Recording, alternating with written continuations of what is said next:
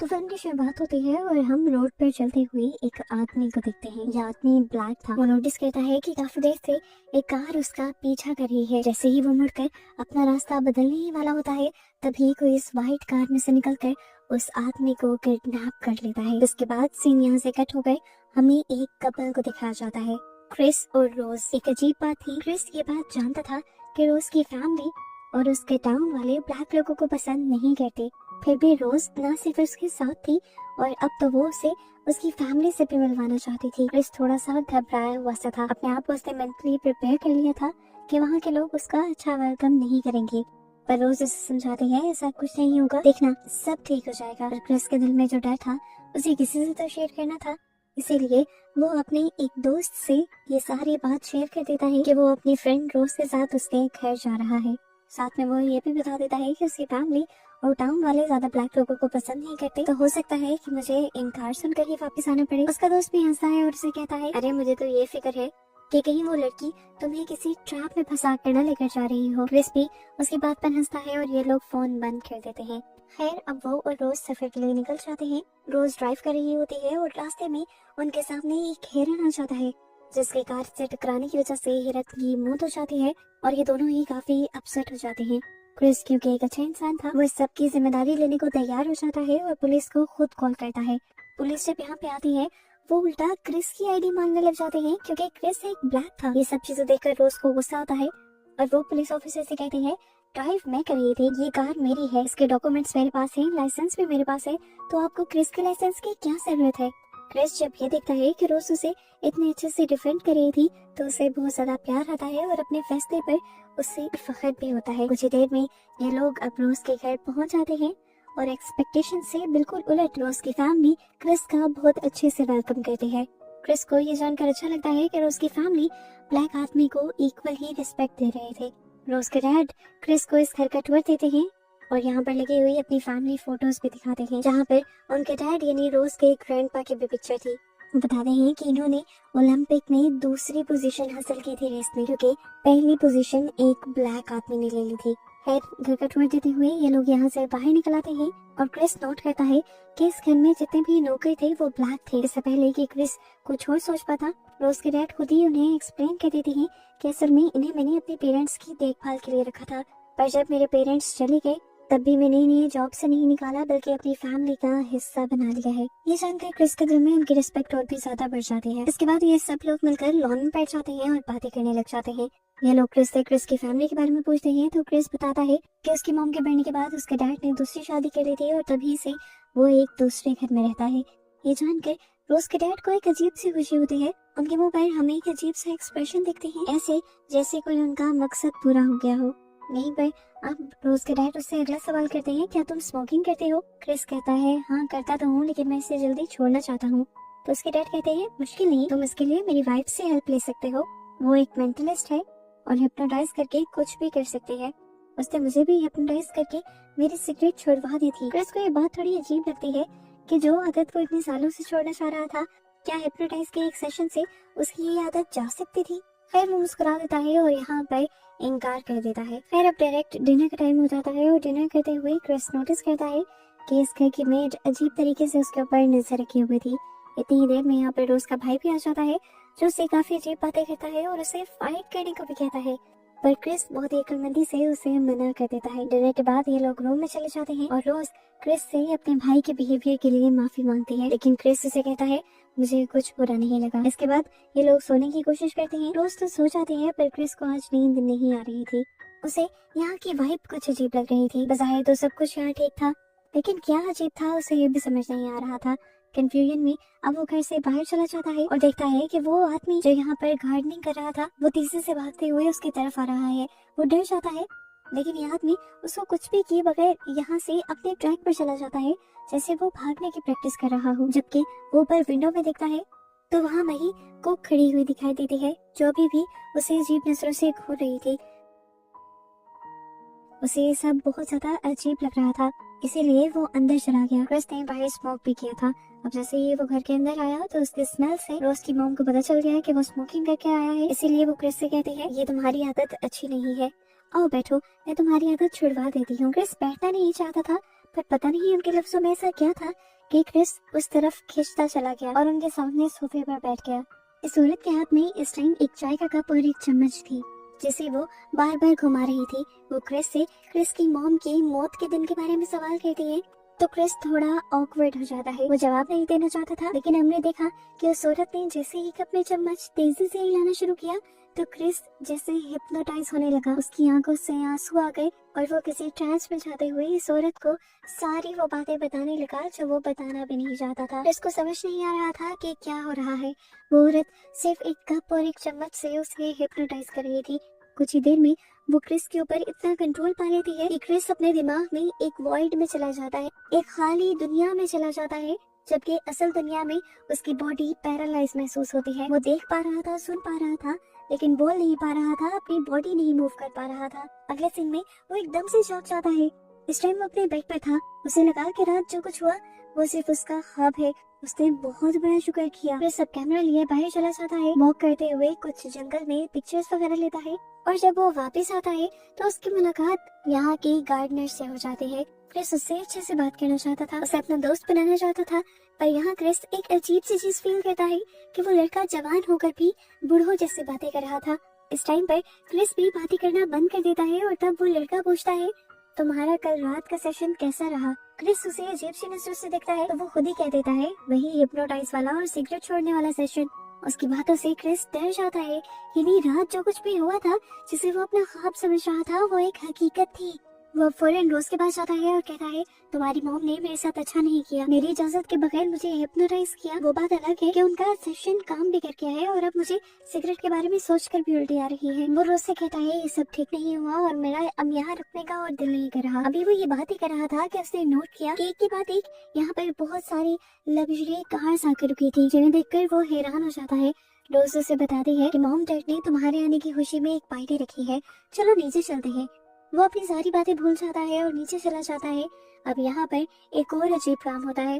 वो देखता है कि पार्टी में सभी बूढ़े लोग आए थे, सारे वाइट लोग थे सिवाय एक इंसान के। इतने सारे वाइट लोगों को देखकर क्रिस थोड़ा अनकंफर्टेबल हो जाता है और वहाँ मौजूद सिर्फ एक ब्लैक मैन के पास जाता है बात करने के लिए। वो दिखता है कि ये लड़का काफी यंग था, उसके बावजूद उसने कपड़े बहुत बूढ़ों वाले पहने हुए थे। और इसी टाइम जब क्रिस उसकी वाइफ से मिलता है तो और भी ज्यादा हैरान हो जाता है। उसकी वाइफ एक वाइट लेडी थी और लगभग उम्र में उससे कोई 30 साल बड़ी लग रही थी और ये लड़का भी बूढ़ों वाली बातें कर रहा था। इस टाइम पर क्रिस एक और भी चीज नोट करता है कि यहाँ पर जितने भी ब्लैक लोग थे उन सब ने अपने माथे को कवर किया हुआ था, चाहे वो ये आदमी हो या इस घर में काम करने वाले वो नौकर। क्रिस सब चीजों से घबरा कर एक खाली गार्डन की तरफ जाता है तो यहाँ पर मौजूद एक आदमी क्रिस की फोटोग्राफी की तारीफ करने लगता है। हालांकि क्रिस ने ना तो उसे बताया था कि वो एक फोटोग्राफर है और ना ही उसे अपना काम दिखाया था। फिर वो आदमी बताता है कि कभी मैं भी एक बहुत अच्छा पेंटर हुआ करता था, पर अब मुझे कम कम नजर आता है, जिसकी वजह से मैं ज्यादा कुछ कर नहीं पाता। क्रिस और भी ज्यादा उलझ जाता है और अपने रूम में आ जाता है जहाँ पर उसका मोबाइल चार्ज पर लगा हुआ था, लेकिन कोई उतार गया था। उसने देखा कि यहाँ पर वही ब्लैक लेडी थी। वो उससे माफी भी मांगने लगती है कि शायद मैंने ही सफाई करते हुए इसे उतार दिया था। क्रिस उससे कहता है कोई बात नहीं। इस टाइम वो इस लड़की से एक कनेक्शन फील कर रहा था। वो उसके साथ कंफर्टेबल होकर उसे अपना डर बताने लगता है कि उसे कैसे यहाँ बहुत कुछ गलत लग रहा था। वो लड़की मुंह से मुस्कुराती है और उससे कहती है कि डरो नहीं, ये फैमिली बहुत अच्छी है। लेकिन एक और अजीब बात ये होती है कि ये सब कहते हुए इस लड़की की आंखों से आंसू निकलने लगते हैं। क्रिस इसलिए और भी ज्यादा कंफ्यूज होकर अपने डिटेक्टिव दोस्त को कॉल करता है और सब बता देता है कि किस तरह यहाँ पर सब कुछ अजीब हो रहा है। यहाँ पे एक अजीब सी पार्टी है जिसमें सिर्फ बूढ़े लोग आए हुए हैं और वो अपने हिप्नोटाइज सेशन के बारे में भी बता देता है। ये सारी बातें सुनकर वो आदमी फौरन क्रिस को वहाँ से भाग जाने को कहता है, क्योंकि उसे लग रहा था कि ये फैमिली उसे हिप्नोटाइज कर कर अपना गुलाम बना लेगी। खैर वो पार्टी के अंदर वापस आ जाता है, जहाँ पर उसे देखते ही सब लोग उसके बारे में बात करने लग जाते हैं, उसकी बॉडी शेप के बारे में बात करने लग जाते हैं, जैसे वो कोई इंसान ना होकर प्रोडक्ट हो। क्रिस को और भी अजीब लगता है और वो इस पार्टी में आई सिर्फ एक ब्लैक यंग आदमी की तस्वीर लेने की कोशिश करता है ताकि वो उसे अपने डिटेक्टिव दोस्त को भेज सके, लेकिन गलती से उससे फ्लैश ऑन हो जाता है जिसकी रोशनी उस आदमी की आंखों में पड़ती है और उसे पता नहीं अचानक क्या हो जाता है। उसकी नाक से खून निकलने लगता है और वो घबरा कर क्रिस की तरफ बढ़ता है, उसे मारने लगता है और उसे वार्न करता है कि फौरन यहाँ से भाग जाओ। ये सब लोग मिलकर क्रिस को बचा लेते हैं और अब उस आदमी को लेकर एक रूम के अंदर चले जाते हैं और उस रूम को अच्छी तरह से बंद कर दिया जाता है। अब क्रिस अकेला बाहर बैठा हुआ था। कुछ देर बाद वो सब लोग वापस निकल कर आते हैं तो वो आदमी बिल्कुल नॉर्मल हो चुका था और अब अपने किए पर क्रिस से माफी भी मांग रहा था। लेकिन क्रिस तो अब इन सब चीजों से डर चुका था। रोज के डैड क्रिस को बताते हैं कि तुम डरो नहीं, इस आदमी को सिर्फ एक बीमारी है। फ्लैश देखते ही इसे अजीब से पैनिक अटैक्स आने लगते हैं। क्रिस यहाँ से उठकर लेक के किनारे चला जाता है जहाँ पर रोज भी उसके साथ थी। वो उसे कंफर्ट करने की कोशिश कर रही थी और रोज से कहता है मैं डर चुका हूँ और मैं यहाँ से जाना चाहता हूँ। रोज उसे समझाती है बस कुछ ही देर की तो बात है, हम दोनों यहाँ से चले जाएंगे। क्रिस को भी रोज की बात ठीक लगती है। उसे भी थोड़ी ही देर बर्दाश्त करना था, जिंदगी तो उसे रोज के साथ गुजारनी थी ना। वो दोबारा रोज की बात मान जाता है और रोज के साथ घर वापस आ जाता है। इस दौरान उसने अपने दोस्त को पार्टी में आए उस ब्लैक आदमी की तस्वीर भेज दी थी जिसने क्रिस के ऊपर हमला भी किया था। इसे देखकर डिटेक्टिव बहुत ज्यादा परेशान हो जाता है और फौरन क्रिस को कॉल करके कहता है कि तुम बहुत बड़े खतरे में हो। इस आदमी का नाम वो नहीं है जो तुम मुझे बता रहे हो। इस आदमी का असल नाम आंद्रे है और ये 6 महीने पहले किडनैप कर लिया गया था, जिसके बाद आज तक इसका कुछ अता पता नहीं चला। पता चलता है कि ये आदमी वही था जिसे मूवी के स्टार्ट में किडनैप करते हुए दिखाया गया था। डिटेक्टिव की बातें सुनने के बाद क्रिस फौरन यहाँ से जाने का फैसला करता है और अपना बैग पैक करने लगता है। इस दौरान रूम में रोज आ जाती है तो वो रोज से गाड़ी की चाबियां मांगता है पर रोज कहती है चाबियां तो मेरे पास नहीं, रुको मैं ढूंढ कर लाती हूँ। इस टाइम रोज भी घबरा गई थी। वो क्रिस से कहती है बताओ तो सही हुआ क्या है, हमें यहाँ से जाना क्यों है। क्रिस जवाब में कहता है अभी इन सब बातों का टाइम नहीं है, मैं यहाँ से निकलते ही तुम्हें सब बता दूंगा। रोज चाबी ढूंढने के लिए वापस नीचे चली जाती है और इस दौरान क्रिस नोटिस करता है कि यहाँ पर एक अलमारी का दरवाजा खुला हुआ था। क्रिस उस अलमारी को देखता है तो अंदर एक बॉक्स रखा हुआ था। उस बॉक्स के अंदर बहुत सारी तस्वीरें थी और सभी तस्वीरों में रोज के साथ कोई ना कोई लड़का था और सारे ही ब्लैक आदमी थे। तो क्या रोज ने उससे झूठ बोला था कि वो उसका पहला ब्लैक पार्टनर है? यहाँ पे तो सारे ही आदमी ब्लैक थे और इन्हीं तस्वीरों में इस घर में काम करने वाले उन दोनों लोगों की भी तस्वीरें थी। वो समझ गया कि जरूर रोज भी अपने घर वालों के साथ मिली हुई है और किसी बहुत बड़े मिशन का हिस्सा है। अब तो वो रोज पर भी यकीन नहीं कर सकता था। वो अपना बैग लेकर फौरन नीचे आता है ताकि वो यहाँ से भाग जाए, लेकिन नीचे अब रोज की पूरी फैमिली उसका इंतजार कर रहे थे, हाथों में अपने अपने हथियार लिए। इस टाइम वो रोज पर चिल्लाता है गाड़ी की चाबी दो, पर रोज रोते हुए बताती है मुझे वो नहीं मिल रही। ये सुनने के बाद वो अकेला ही यहाँ से आगे बढ़ने लगा, लेकिन तभी रोज ने भी अपना असली रंग दिखा दिया। उसने दिखाया कि चाबी उसके पास ही थी पर वो उसे देना नहीं चाह रही थी। अब वो जब बाहर जाने की कोशिश करता है तो उसका रास्ता रोज का भाई रोक लेता है और वो जब रोज के भाई पर अटैक करने की कोशिश करता है तो पीछे से रोज की मॉम गप पर चम्मच मारते हुए उसे हिप्नोटाइज कर देती है और उसकी बॉडी को पैरालाइज कर देती है। उसका ब्रेन एकदम से वॉइड में चला जाता है, उसे कुछ समझ नहीं आता, जिसके बाद अब वो पूरी फैमिली मिलकर क्रिस को बेसमेंट में ले जाने लगते हैं। यहाँ डिटेक्टिव जो बार बार क्रिस को कॉल करने की कोशिश कर रहा था, जब क्रिस उसकी कॉल नहीं उठाता तो वो समझ जाता है क्रिस खतरे में है। वो अपने डिपार्टमेंट के सभी ब्लैक लोगों को इकट्ठा करता है और उन्हें क्रिस की मुश्किल के बारे में बताता है, पर उसकी इस अजीब सी कहानी पर कोई भी एतबार नहीं करता क्योंकि वो कह रहा था कि व्हाइट लोगों ने क्रिस को हिप्नोटाइज करके अपना गुलाम बना लिया है। खैर इनकी बातों से अब वो डिटेक्टिव समझ जाता है कि उसे जो भी करना है खुद ही करना होगा। दूसरी तरफ क्रिस को बेसमेंट के अंदर होश आता है और वो अपने आप को एक चेयर से बंधा हुआ पाता है। उसके सामने इस टाइम एक पुरानी टीवी पर एक वीडियो चल रही थी। इस वीडियो से उसे पता चलता है कि असल में रोज के दादा ने एक तरीका निकाल लिया था बूढ़े इंसानों को दोबारा से जवान करने का। जब वो रेस में हारे थे एक ब्लैक इंसान से, तब उन्होंने रियलाइज किया था कि ब्लैक इंसानों की बॉडी व्हाइट इंसानों से कहीं ज्यादा अच्छी होती है और ब्लैक लोग व्हाइट लोगों से बहुत कम बीमार होते हैं। इसलिए उन्होंने बूढ़े व्हाइट लोगों की जिंदगी बढ़ाने का एक तरीका निकाल लिया था, जो ये था कि वो एक बूढ़े व्हाइट आदमी का ब्रेन एक जवान ब्लैक आदमी के सर में इम्प्लांट कर देंगे और इस तरह उस बूढ़े इंसान को एक नई जिंदगी मिल जाएगी। क्रिस इन सारी बातों को सुनकर बहुत ज्यादा डर जाता है। इससे पहले कि वो अपने लिए कुछ कर पाता, इस स्क्रीन पर उसका पुरचम्मच का साउंड सुनाई देता है और क्रिस दोबारा से बेहोश हो जाता है। अगली मर्तबा जब उसे होश आया तो टीवी पर उस आदमी की वीडियो चल रही थी जिसने अब खामोश ऑक्शन में क्रिस को खरीद लिया था। वो व्हाइट आदमी अब क्रिस से बात कर रहा था। वो उसे कहता है कि मैं तुम्हारी सारी कंफ्यूजन दूर करना चाहता हूँ। अब जो तुम्हारे साथ होने जा रहा है उसके बाद तुम्हारी पूरी बॉडी पर मेरा कंट्रोल होगा। इसका पहला स्टेप ये होता है कि तुम्हें हिप्नोटाइज करके पहले एक वॉइड में भेज दिया जाता है। तुम्हारे दिमाग को एक ऐसी दुनिया में भेज दिया जाता है जहाँ पर वो काम नहीं कर पाता। उसके बाद हमारा एक ऑपरेशन होता है, जिस ऑपरेशन के जरिए मेरा दिमाग तुम्हारी बॉडी के अंदर डाल दिया जाएगा और उसके बाद तुम्हारी बॉडी पर फिर मेरा कंट्रोल होगा। अब क्रिस को सारा खेल समझ आ गया था। असल में रोज भी इस खेल का बहुत बड़ा हिस्सा थी। वो ब्लैक लोगों को फंसाकर इस घर तक लेकर आती थी और रोज के मॉम डैड उन ब्लैक लोगों को अमीर लोगों के हाथों बेच दिया करते थे और अमीर और बीमार लोग जो अपनी जिंदगी बढ़ाना चाहते थे वो इस तरह ब्लैक लोगों की बॉडी खरीद कर अपनी जिंदगी बढ़ा लेते थे और उन ब्लैक जिस्मों में उन ब्लैक लोगों का अपना दिमाग और अपनी जिंदगी कहीं खो सी जाती थी, मर जाती थी। असल में पहले 3 ब्लैक लोग जो उसने यहाँ पर देखे थे उनके साथ भी यही किया गया था। इस वजह से तो जब वो औरत क्रिस को बता रही थी कि ये फैमिली बहुत ज्यादा अच्छी है तो उसकी आंखों में से आंसू भी आ रहे थे। असल में वो जो डायलॉग बोल रही थी वो एक वाइट औरत के ब्रेन की बोल रही थी, लेकिन उसके अंदर की असली फीलिंग्स क्रिस को ये बताना चाहती थी कि वो खतरे में है और यहाँ से भाग जाए। जब वो ये फीलिंग्स नहीं बता पा रही थी तो उसकी फीलिंग्स आंसुओं के जरिए निकल रही थी। वो अपने सर भी हमेशा इसीलिए कवर करके रखते थे क्योंकि उनके सर पर सर्जरी का निशान था जिन्हें वो हमेशा छुपाना चाहते थे। इस टाइम पर क्रिस नोटिस करता है कि वो जिस चेयर पर बैठा हुआ था उसमें से कुछ कॉटन निकल रही थी, लेकिन वो अब क्या भी कर सकता था। यहाँ स्क्रीन पर दोबारा कप और चम्मच का साउंड सुनाई देता है और क्रिस बेहोश हो जाता है। यहाँ हमें दिखाया जाता है कि रोज करहट जो कि एक डॉक्टर थे, एक न्यूरो सर्जन थे, वो उस अमीर आदमी के सर से दिमाग निकाल लेते हैं ताकि उसे क्रिस की बॉडी में ट्रांसप्लांट किया जा सके। अब रोज का भाई जैसे ही क्रिस को लेने के लिए इस रूम के अंदर आता है तो क्रिस एकदम से उठकर पीछे से उसके ऊपर हमला कर देता है। पता चलता है कि जब कप और चम्मच का साउंड उसे सुनाई देना था और उसने बेहोश होना था तब उसने कानों में वो रुई डाल ली थी, जिसकी वजह से वो हिप्नोटाइज हुआ ही नहीं था और उसने अपने आप को भी छुड़वा लिया था। अब यहाँ पर काफी देर तक जब डॉक्टर का बेटा क्रिस को लेकर यहाँ नहीं आता तो वो खुद क्रिस को देखने के लिए बाहर निकलते हैं, लेकिन क्रिस तो पहले ही उन्हीं के इंतजार में खड़ा था।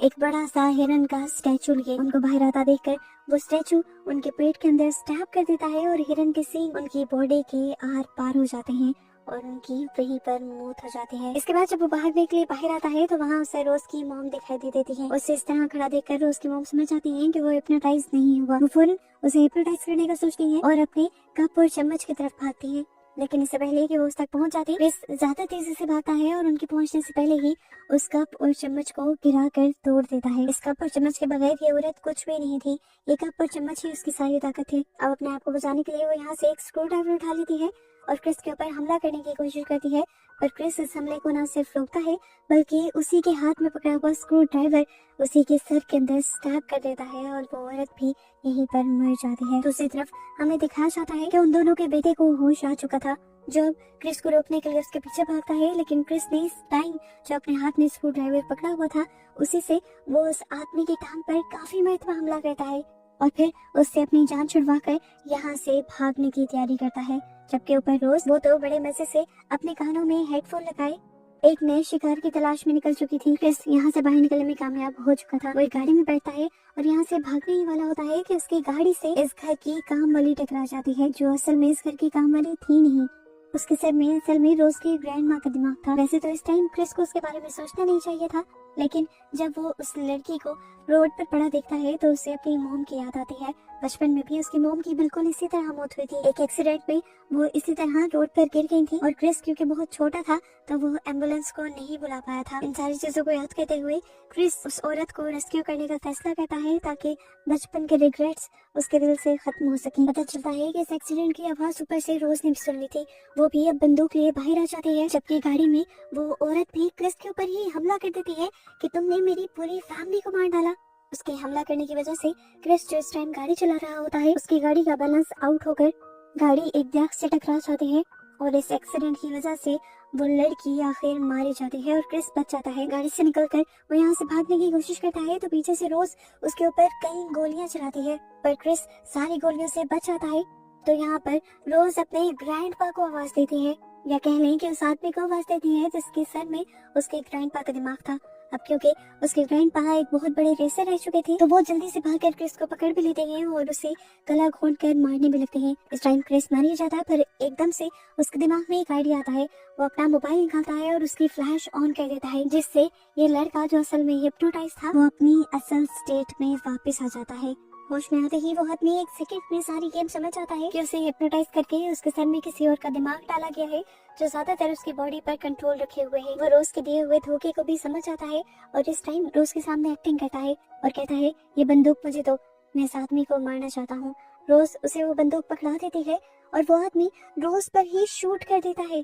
रोज जख्मी हालत में वहीं गिर जाती है और इसके बाद यह आदमी अपने आप को भी शूट कर लेता है क्योंकि वो जानता था कि उस फ्लैश लाइट का असर कुछ ही देर तक रहेगा और इसके बाद वो दोबारा उसी बूढ़े आदमी के दिमाग के कंट्रोल में आ जाएगा और वो ऐसा होने नहीं देना चाहता था।